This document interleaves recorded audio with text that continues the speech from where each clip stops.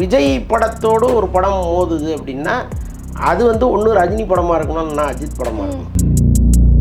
இப்போ சிவகார்த்திகேயன் வர்றாரு, அவருக்கு இல்லாத மார்க்கெட்டா, அவருக்கு இல்லாத கூட்டமானலாம் இங்கே பல பேர் கேட்கலாம். ஒரு எளிமையான குடும்பத்திலேருந்து வந்து தன் உழைப்பினால் மட்டுமே இந்த இடத்துக்கு வந்தவர் அவர். விஜயவே ஜெயிச்சவனான்னு நாளைக்கு அவர் சொல்லிக்கலாம்ல. ரெட் ஜெயண்ட்டை பகைச்சிக்கிட்டு வந்து யாரும் விஜய் படத்துக்கு நிறையா கொடுக்கணும்லாம் வரமாட்டாங்க.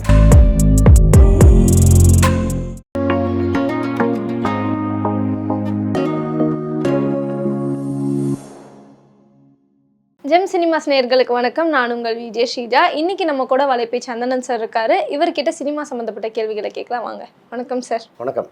விஜய் கொடுத்த துப்பாக்கி அவருக்கே திரும்புதா அப்படின்ற ஒரு கேள்வி வந்து கேட்டிருக்காங்க. இதை கேட்டோடனே உங்களுக்கு கெஸ் பண்றதுக்கு ஏதாவது இருக்கா? அதான் சிவகார்த்திகேயன் படமும் விஜய் படமும் ஒரே நாளில் ரிலீஸ் ஆக போகுது அப்படின்னு வந்து சொல்லியிருக்காங்க. ஜனநாயகன் பொங்கலுக்கு வந்து ரிலீஸ் ஆகும்னு சொன்னோடனே அடுத்த அறிவிப்பு பராசக்தியும் பொங்கலுக்கு தான் ரிலீஸ் ஆகும் அப்படின்னு சொல்லியிருக்காங்க. இதை பற்றி என்ன சொல்கிறீங்க? ஆக்சுவலாக வந்து வதந்திகள் அப்படி வரும். ஆனால் இந்த விஷயத்தை பொறுத்தளவுக்கு ரெண்டு பேருமே அதிகாரப்பூர்வமாக அறிவிச்சிட்டாங்க. ஆமாம், ஜனவரி 9 ஜனநாயகன் இவங்க அறிவிச்சிட்டாங்க.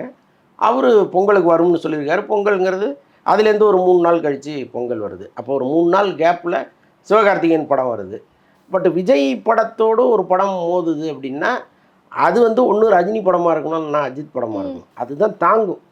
வேறு யார் வந்தாலும் அங்கே வந்து நிற்க முடியாதுங்கிறது தான் திரையுலகத்தை பொறுத்தளவுக்கான ஒரு விஷயம். இப்போ சிவகார்த்திகேயன் வர்றாரு, அவருக்கு இல்லாத மார்க்கெட்டா, அவருக்கு இல்லாத கூட்டமானலாம் இங்கே பல பேர் கேட்கலாம். சிவகார்த்திகேயனோடு வந்து விஜயை ஒப்பிடவே முடியாது. நம்ம விஜய் வந்து எங்கேயோ இருக்கார், சிவகார்த்திகேயன் இப்போ தான் அந்த இடத்த நோக்கி மெல்ல நகர்ந்துக்கிட்டு இருக்கார். அப்போ அந்த ஒரே நாளில் ரிலீஸுங்கிறத சிவகார்த்திகேயன் அந்த முடிவை எடுத்திருக்கிறதுக்கு பெரும்பாலும் வாய்ப்பு இல்லை. பட்டு இல்லை சார், நாங்கள் சேர்ந்து வர வேண்டாம், அது ஒரு தேவையில்லாத பிரச்சனைன்னு சொன்னாலும் கேட்குற நிலைமையில் பட தயாரிப்பு நிறுவனம் இருக்காது. ஏன்னா இப்போ பட தயாரிப்பாளர்கள் 2 பேருமே பல கோடிகளை இதில் தூக்கி போட்டு வச்சுருக்காங்க. அப்போ அந்த பணத்தை எங்கே ரிலீஸ் பண்ணால், எப்படி ரிலீஸ் பண்ணால் எடுக்க முடியுங்கிற கால்குலேஷன் அவங்களுக்கு இருக்கும். அப்போ நாங்கள் வந்து எங்கள் பணத்தை எடுக்கிறது தான் பார்ப்போமே தவிர உங்களுடைய தனிப்பட்ட நட்புகளுக்கெல்லாம் நாங்கள் இடம் கொடுக்க முடியாதுங்கிறது தான் அவங்களுடைய பதிலாக இருக்கும்.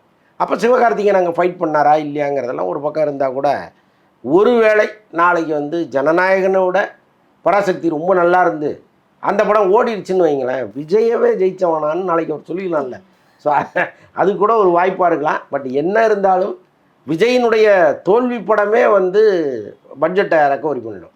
ஸோ அப்படி தான் வந்து ஏற்கனவே நம்ம பார்த்துருக்கோம். வாரிசெல்லாம் வந்து பெருசாக கொண்டாடப்பட்ட படங்களாக இல்லாட்டி கூட, படமாக இல்லாட்டி கூட அது வந்து பட்ஜெட்டை எடுத்துச்சு. ஸோ அது மாதிரி இருக்கும் பொழுது சிவகார்த்திகேயன்லாம் போய் அவரோட மோதுறதுங்கிறது ஒரு ரிஸ்க்கான விஷயந்தான். Okay sir. இப்போ இந்த மாதிரி பெரிய நடிகர்களோட படத்தை வந்துட்டு நம்ம ஊரில் திருவிழா மாதிரி கொண்டாடுறாங்க. ஆனால் இவங்க வந்துட்டு ஏதாவது ஃபெஸ்டிவல் டைம் தான் அதை ரிலீஸ் பண்ணணும் அப்படின்னு நடம் பிடிக்கிறாங்களே. நார்மலான டைமில் ரிலீஸ் பண்ணால் அந்த அளவுக்கு இது இருக்காதோ? அது என்னன்னாங்க, இப்போ என்ன தான் வந்து நார்மல் டேஸில் இவங்க படம் வந்தாலும் அன்னைக்கு வந்து தியேட்டர் திருவிழாவாக மாறும். அது வேற, அதுதான் வந்து ஃபெஸ்டிவல் டேயாக மாற்றுவாங்க ரசிகர்கள். ஆனாலும் பொதுமக்களும் பெண்களும் குழந்தைகளும் வந்து பார்த்தா தான் அந்த படம் வந்து ஹிட்டு. ஒரு ரசிகன் எத்தனை தடவை போய் பார்ப்பான்? 2 தடவை பார்ப்பான், 3 தடவை பார்ப்பான். அதுக்கப்புறம் ஒரு 3 நாள் கழித்து 4 நாள் கழித்து அந்த படத்தை ஓட வைக்கிறது யாருன்னா குடும்பங்கள் தான். அப்போ ஒரு 10 நாள் லீவு வர மாதிரியோ அல்லது ஒரு 7 நாள் லீவு வர மாதிரியோ ஒரு சூழல் இருக்குது. இன்னொன்று வந்து பண்டிகை நாட்கள்னால் ஆட்டோமேட்டிக்காகவே ஒவ்வொரு வீடுமே ஒரு குதூகலமான ஒரு மனநிலையில் இருக்கும். அப்போ வந்து வாங்க குடும்பத்தோட சினிமாவுக்கு போகலான்னு கிளம்புவாங்க. ஸோ அப்போ அவங்களுடைய சாய்ஸ் வந்து பெரிய நடிகர்கள் படமாக இருக்கும். அதனால தான் அவங்க வந்து ஃபெஸ்டிவலை குறி வச்சு வராங்க. அது தப்புன்னு சொல்ல முடியாது. ஆனால் இது பற்றி பல கருத்துக்கள் இங்கே இருக்குது. இப்போ நடிகர் பார்த்திபன் கூட ஒரு முறை சொன்னார், சார் இப்போ பெரிய நடிகர்கள் படங்கள் எப்போ வந்தாலும் அது வந்து தீபாவளி பொங்கல் தான். அப்போ தீபாவளி பொங்கலை வந்து எங்களை மாதிரி சின்னவர்கள்ட்ட விட்டு கொடுத்துடலாம்ல நீங்கள் அப்படின்லாம் பேசினார். பட் என்ன பேசினாலும் அது அவங்க செல்ஃபிஷா இருப்பாங்க அப்படின்றது. Okay sir. இதுவே வந்துட்டு என்னன்னா தளபதியும் சிவகார்த்திகேயனும் ஒன்றா வர போகிறாங்களான்னு இருந்தபோது அடுத்த தீபாவளிக்கு இப்போ 2025 தீபாவளிக்கு வந்துட்டு கூலியும் மதராசியும் ஒன்றா வரப்போகுது அப்படின்னு வந்து சொல்லியிருக்காங்க. இதை பற்றி ஏதாவது இல்லை? தொடர்ந்து சிவகார்த்திகேயனுக்கு அடி மேலே அடி விழுந்துட்டு இருக்குன்னு தான் நான் பார்க்குறேன். ஏன்னா இப்போ ஒருவேளை அப்படி ஒன்றா வந்துச்சுன்னு வைங்களேன், இப்போ இது நேற்று வரைக்கும் சிவகார்த்திகேயனை கொண்டாடிக்கிட்டு இருந்த விஜய் ரசிகர்கள் நேற்றுலேருந்து வச்சு செய்ய ஆரம்பிச்சிட்டாங்க. அது எப்படி நீ எங்கள் தலைவரோட நீ வந்து போட்டி போடுவ அப்படின்ட்டு பயங்கரமாக அவரை வந்து ட்ரோல் பண்ணுறாங்க. ரொம்ப மோசமாக திட்டிகிட்டு இருக்காங்க. அதுக்கப்புறம் ரஜினி ரசிகர்களும் சேர்ந்துருவாங்க அதில். என்ன ஆக போகிறாருன்னு தெரியல. ஓகே. இப்போ வந்துட்டு இந்த நம்ம பொங்கலுக்கு வந்துட்டு தளபதியோட படம் வர ஜனநாயகன் வரதுனால இது ஏதாவது பின்வாங்கறதுக்கு வாய்ப்பு இருக்கா அப்படின்னு ஒரு கேள்வி நான் வச்சிருந்தேன். ஆனா நீங்க வந்துட்டு உங்களோட நட்பெல்லாம் இங்க இது பண்ணக்கூடாதுன்னு அவங்க ப்ரொடக்ஷன் டீம்ல இருந்து சொல்லிடுவாங்கன்னு சொல்லியிருக்காங்க. இருந்தாலும் ஏதோ ஒரு வாய்ப்பு இருக்கா அப்படின்னு அந்த கேள்வி கேட்டே தோணணும். இல்லை 3 நாள் கேப் இருக்குல்ல. இது 9ஆம் தேதி வருது, அது 13ஆம் தேதி வருது. அப்போ 3 நாள் ஒரு பெரிய வசூலை தனி படம் எடுத்துரும். அதுக்கப்புறம் வர்றது வந்து ஒருவேளை நல்லா இருந்தால் ஓடப்போகுது. விஜய் படம் கான்ஸ்டண்ட்டாக அது வந்து ஒரு கூட்டம் இருக்குது. விஜய்க்கு வந்து ஒரு கூட்டம் இருக்குது, அது ரிப்பீட்டட் ஆடியன்ஸு வந்துட்டு இருப்பாங்க. ஸோ இது அந்த படம் நல்லா இருந்ததுன்னாங்கிறது தான் இப்போ பேச்சு. Okay sir. இப்போ விஜய் படத்துக்கு எப்படி தனியாக ஆடியன்ஸ் இருக்காங்களோ, ஃபேன்ஸ் இருக்காங்களோ, அதே மாதிரி எதிர்க்குது எப்படா விஜய் படம் வரும், எப்படா நம்ம ஏதாவது பண்ணி அங்கே ட்ரெண்ட் ஆகலாம் அப்படின்ற மாதிரி சில பேரும் சுற்றிட்டு இருக்காங்க. எல்லா விஜய் சாரோட படத்துக்குமே வந்துட்டு ஏதாவது பிரச்சனைகள் வந்துட்டு வரும்ல. இந்த படத்துக்கு அதுவும் அரசியல் வேற வரப்போறாரு, அது சும்மா சொல்ல முடியாது. என்ன மாதிரி பிரச்சனைகள்லாம் வரும்னு இப்போவே நிறைய பேர் கிளப்பியிருப்பாங்க. ஏதாவது அந்த மாதிரி ஏதாவது இருக்கா? பிரச்சனை சிவகார்த்திகேயன் ரூபத்தில் வரும். ஐயோ, இந்த வாட்டி இப்படி வந்துருச்சோ? ஆமாம். ஏன்னா இப்போ அந்த படத்தை தயாரிக்கிற நிறுவனம் வந்து அவங்களுக்கு பேக்கிங்கில் ரெட் ஜெயண்ட் இருக்குது. ஸோ அப்படி இருக்கும் பொழுது ஒருவேளை இது திட்டமிட்டு செய்யப்படுதோங்கிற எண்ணமெல்லாம் எல்லாருக்குமே இருக்குது. இப்போ விஜய் என்ன நினைக்கிறாருன்னா, நம்மளோட கடைசி படம், நம்ம அரசியலுக்கு போகிறதுக்கு முன்னாடி வர்ற படம், இது வரைக்கும் இல்லாத அளவுக்கு ஒரு கலெக்ஷனை பார்க்கணும் அப்படின்னு தான் அவங்க நினைக்கிறாங்க. ஸோ அதுக்காக தான் வந்து படத்தில் அவ்வளோ வேலையெல்லாம் அவங்க பண்ணிகிட்டு இருக்காங்க. அப்போ அந்த நேரத்தில் இன்னொரு பெரிய படம் வருதுங்கிறதே இவங்க கலெக்ஷனில் கை வைக்கிற விஷயம் தானே. அப்போ இந்த பிரச்சனைகள்லாம் இருக்கும், கட்டாயம் இருக்கும். தியேட்டர் ஷேரிங்கில் இன்னும் பிரச்சனை இருக்குது. ஏன்னா இப்போ ரெட் ஜெயண்ட் தான் தியேட்டர் போட போகுதுங்கிற ஒரு நிலைமை வந்துச்சுன்னா, ரெட் ஜெயண்ட்டை பகைச்சிக்கிட்டு வந்து யாரும் விஜய் படத்துக்கு நிறையா கொடுக்கணும்லாம் வரமாட்டாங்க. அப்படிலாம் இருக்குது, பிரச்சனைகள் இருக்குது, இல்லாமல் இருக்க வாய்ப்பு இல்லை. கண்டிப்பாக. லாஸ்ட் டைம் ஏதோ இந்த மாதிரி தான் ரெட் ஜெயண்ட்டும் மாமன்னனுக்கு நடந்துச்சுன்னு நினைக்கிறேன். நிறைய தேட்டர்ஸ் வந்துட்டு இவங்க ஆக்குப்பை பண்ணிட்டாங்க அப்படின்ற மாதிரி. மறுபடியும் அந்த மாதிரி ஆகுமா அப்படின்னு சொல்லிட்டு வெயிட் பண்ணி தான் பார்க்கணும். பட் இது வந்துட்டு ஒரு க்ளூ, இப்படி தான் இருக்க போகுது அப்படின்றது. Okay sir. அடுத்தபடியாக வந்துட்டு டிராகன் படக்குழுவினர் வந்துட்டு விஜய் சாரை போய் மீட் பண்ணி வாழ்த்தெல்லாம் பெற்றிருக்காங்க. இதில் வந்துட்டு ஃபோட்டோஸ் எல்லாம் ஷேர் ஆன நிலையில் வந்துட்டு அடுத்த படம் எப்படியும் பண்ணுவாங்க, அஸ்வத் மாரிமுத்து விஜய் சாரும் பண்ணுவாங்க, தளபதி 70 வந்தே தீரும் அப்படின்ற மாதிரி சில கும்பல் வந்து சுற்றிட்டு இருக்காங்க. அவங்களுக்கு வந்துட்டு சர்ப்ரைஸ் பண்ணுற மாதிரி ஏதாவது இருக்குமா வாய்ப்புகள்? பக்கத்தில் இன்னும் ஃபோட்டோ எடுக்கிறது ஒரு தப்பாங்க. உடனே அவருக்கு படம் கொடுத்துருவாருன்னு சொன்னால் அது எப்படி ஏற்றுக்கொள்ளக்கூடிய விஷயமா இருக்கான்னு தெரியல.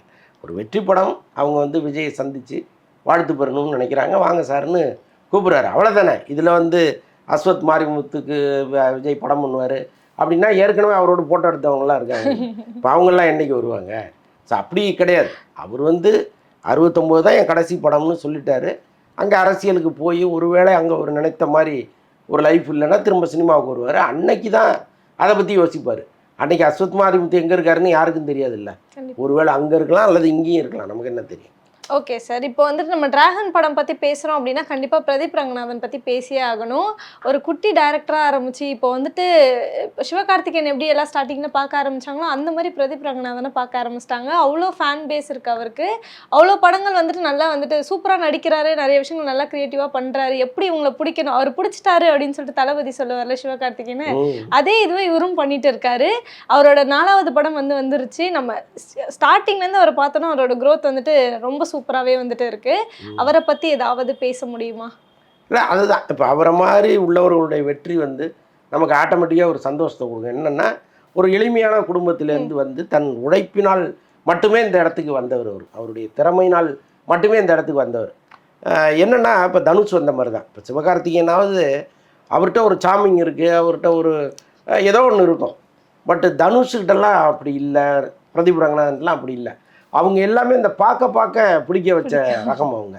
ஸோ அப்படி ஒருத்தர் வரும்பொழுது அவங்களுக்கு இந்த மக்கள் கொடுக்குற ஆதரவெல்லாம் நமக்கு கொடுக்குற மாதிரி நமக்கு ஒரு சந்தோஷத்தை ஏற்படுத்துது. இன்னொன்று வந்து அவங்களாம் ரொம்ப பேசிக்கலாக வந்தவங்கிறதுனால எதையுமே அவங்க மண்டையில் ஏற்றிக்கிறது இல்லை. இப்போ பிரதீப் ரங்கநாதன்னா பார்க்கும்போது இந்த வெற்றி எதையுமே அவர் மண்டையில் ஏற்றிக்கல, ரொம்ப எளிமையாக இருக்கார்.